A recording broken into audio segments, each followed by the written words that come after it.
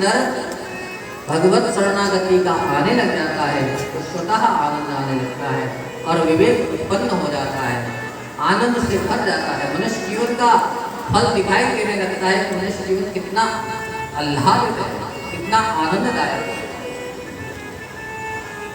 कपिल मुनि ने स्वीकार किया, कर्दम ऋषि ने भगवान की आज्ञा को स्वीकार किया। मनु महाराज जहाँ तपस्या कर रहे थे कर्दम मुनि, वहीं पर अपनी कन्या देवकी को लेकर के पहुंचे।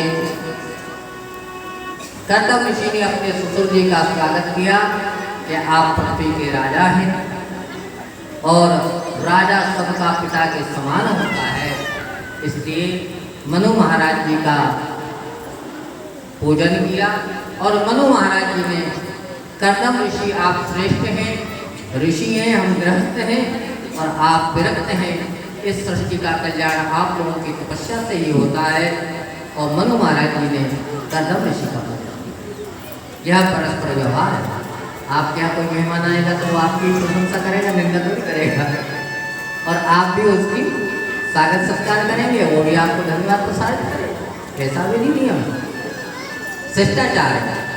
तो मनु महाराज ने कपिल मुनि का स्वागत किया और कर्दम ऋषि का सत्कार किया और कर्दम ऋषि ने मनु जी का सत्कार किया और अपनी पुत्री को, देवहूति को, कर्दम मुनि को पत्नी के रूप में समर्पित करके मनु महाराज जी वहां से चले गए। कर्दम ऋषि ने एक शर्त कही कि हे राजन, मैं आपकी पुत्री को, जो गुणों से संपन्न है, इसे स्वीकार तो कर सकता हूँ, लेकिन मेरी एक शर्त है, उस शर्त को सुन लीजिए। मैं इसका पालन पोषण संतान प्राप्ति तक ही करूँगा। जब इसे संतान प्राप्त हो जाएगी तो मैं फिर तपस्या के लिए चला जाऊंगा। दूसरा,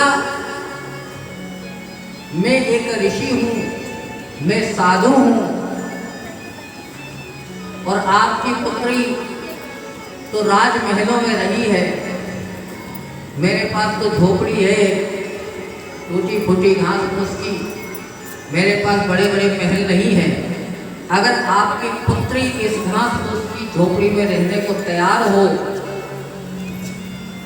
जंगलों के कष्ट सहने को तैयार हो, तो आप अपनी पुत्री को पत्नी के रूप में मुझे दीजिए। और नहीं, अगर इस प्रकार का कष्ट वो नहीं सह सकती है तो अपनी पुत्री को आप ले जाइए। आजकल झगड़े इसलिए होते हैं कि कोई का विवाह हो गया, वैसे तो आजकल ज़्यादातर तो जानबूझकर जो है सारी जानकारी करने के बाद ही विवाह किए जाते हैं, लेकिन पता चला कि पत्नी क्या चाहती है और जिससे शादी हुई वो बेचारा मानो नौकरी पेशा करने वाला नहीं है।